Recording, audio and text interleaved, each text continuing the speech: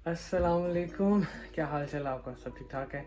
आज मैं आपको अपने अपार्टमेंट का टूर दूंगा और आपको बताऊंगा कि जापानीज़ जो अपार्टमेंट्स होते हैं वो कैसे लगते हैं। ये पूरा एक घर नहीं है, ये एक बिल्डिंग है जिसमें मुख्तलिफ अपार्टमेंट्स हैं और इस बिल्डिंग के टोटल 4 फ्लोर हैं।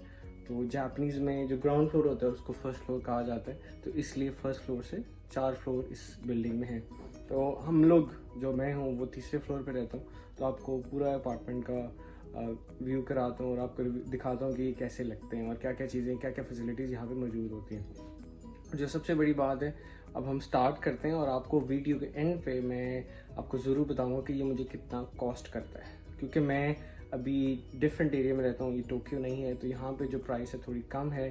तो आप इससे अकॉर्डिंगली एडजस्ट कर सकते हैं कि क्या क्या प्राइसें एक्सपेक्टेड हो सकती हैं जब आप किसी ऐसे एरिया में जाते हैं जहाँ पे बहुत ज़्यादा ट्रैफिक है, ट्रेन अवेलेबल है। तो बहुत सारी चीज़ें देखनी पड़ती हैं जब आप भी अपार्टमेंट को रेंट पे ले रहे होते हैं या ख़रीद रहे होते हैं। ठीक है, तो आए आपको अब रिव्यू कराते हैं अपनी बिल्डिंग का और अपने अपार्टमेंट का। तो सबसे पहले मैं आपको बताना चाहता हूँ कि मेरा जो एरिया है वो कैसा लगता है। तो ये देखें, ये बिल्डिंग है सामने, तो वो एक सामने स्कूल है शोगाकू, जिसको एलिमेंट्री स्कूल भी कहा जाता है।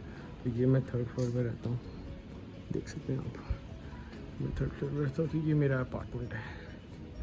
तो हम चलते हैं अंदर।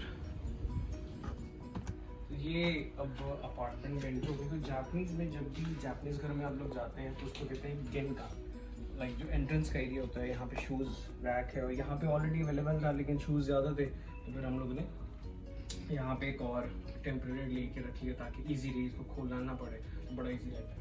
अभी मैं आपको अपने अपार्टमेंट का टूर करवाता हूँ, लेकिन सबसे इम्पोर्टेंट चीज़ जो है वो यहाँ पे आप देखें, जब आप अपार्टमेंट लेते हैं तो वहाँ पे एक फायर एक्सटिंग्विशर लाजमी होता है। ये भी एक रिक्वायरमेंट है अपार्टमेंट्स की, तो आप ये देख सकते हैं। तो यहाँ से ये भी चीज़ें साथ से चलती रहेंगी, कोई बात नहीं। इसको ज़रा फिक्स करते हैं, थोड़ा फिक्स करना इसको मुश्किल होता है, लेकिन चले अब आगे चलते हैं। अब क्योंकि मैं एंटर कर चुका हूँ तो मैंने ये जूते उतारने हैं, जो घर के अंदर जूते पहने जाते हैं वो मैं इस्तेमाल करूँगा। ठीक है, तो अब हम चलते हैं। ये मेरा लिविंग रूम है जहाँ पे हम लोग बैठते हैं, जहाँ पे बैठ के चाय पी ली, खाना खा लिया, इस तरह की चीज़ें हम लोग यहाँ पे चलते हैं और कुछ काम कर लिया। स्पेशली जापानीज़ अगर पढ़नी हो तो मैं यहाँ पे कोशिश करता पढ़ लेता हूँ। और दूसरी इस साइड पे ये किचन है, किचन के साथ स्टोव भी यहाँ पे अवेलेबल है, वहाँ पे सिंक भी है, तो यहाँ पे बर्तन वगैरह धो लियो। और यहाँ पे सारी चीज़ें हमारी पड़ी हुई हैं जो भी खाने के लिए, स्पेशली पाकिस्तानी जो मसाले वगैरह हैं वो यहाँ पे इस जगह मैंने रखे होते हैं। ठीक है, तो यहाँ पे ये हमारा फ्रिज है, फ्रिज के साथ ये सोफ़ा।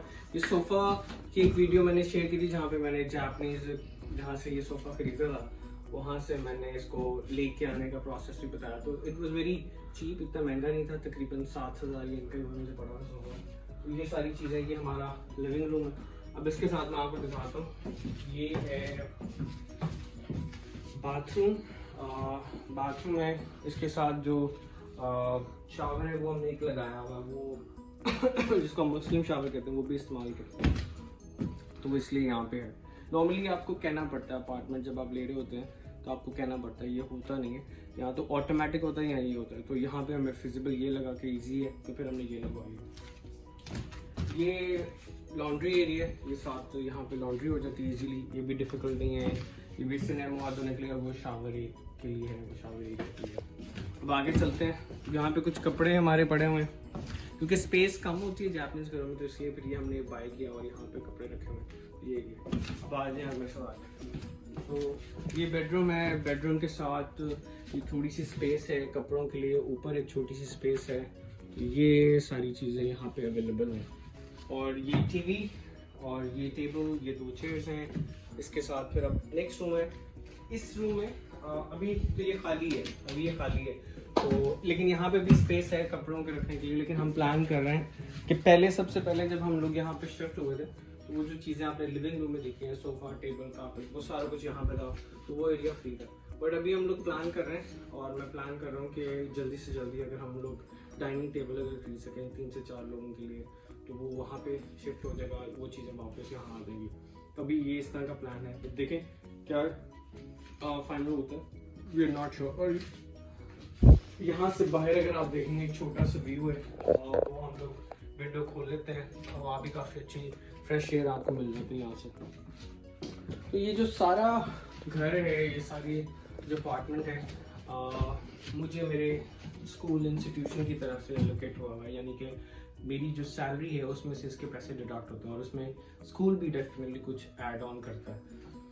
तो जो ये अपार्टमेंट मुझे कितने का पड़ता है, जो पैसे मैं पे करता हूँ, पिछले साल तक जो मैं पे कर रहा था वो 31,000 येन मैं पे कर रहा था और जिसमें 15,000 स्कूल ऐड कर देता था, तो ये टोटल बनता था 46,000। तो अब ये होगा नेक्स्ट ईयर अप्रैल से मैंने जो पे करनी है 33,000 येन पे करने हैं, उसमें ये हुआ है कि 2,000 येन की इंश्योरेंस हो गई है कि अगर फॉर एग्जांपल इलेक्ट्रिसिटी का कोई प्रॉब्लम हो जाता है, फायर का कोई प्रॉब्लम हो जाता है, कोई भी इशू होता है, तो वो मुझे खुद पे नहीं करना पड़ेगा। अगर इस बिल्डिंग को कोई नुकसान हो जाता है, वो इंश्योरेंस मैंने करवा ली, 2,000 येन मुझे मंथली उसके देने पड़ते हैं। और जापान में इंश्योरेंस का कल्चर बहुत ज़्यादा है और लोग इसको समझते हैं कि होना भी ज़रूरी है, तो इस वजह से फिर मैंने वो करवा ली टू बी सेफ, क्योंकि बाद में अगर कोई मसला होता है इतने पैसे पे करना डिफिकल्ट हो जाएगा।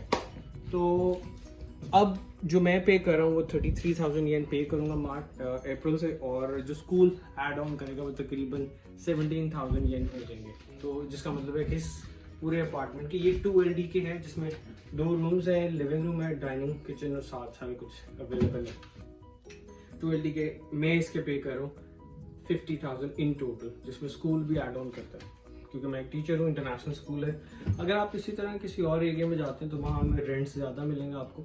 तो मैं इतना क्राउडेड एरिया नहीं है, थोड़ा सेफ एरिया है, तो कंट्री साइड है, तो यहाँ पे इसलिए, क्योंकि मेरा स्कूल भी यहाँ से तकरीबन मुझे 5 मिनट लगते हैं गाड़ी में जाने के लिए, तो मैंने इसलिए ये चीज़ यहाँ पे इस एरिया को चूज़ किया।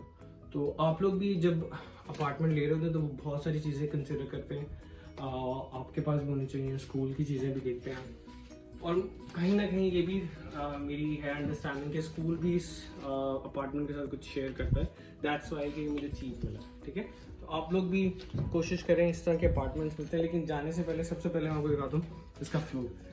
ये सारा फ्लोर वुड का फ्लोर है और बड़ा कंफर्टेबल है, सर्दियों में ज़्यादा ठंड नहीं होती, गर्मियों में ज़्यादा गर्मी नहीं लगती, तो इट लुक्स गुड, वेरी अच्छा एटमॉस्फेयर है, फ्रेश एयर है, हर चीज़ अवेलेबल है यहाँ पे।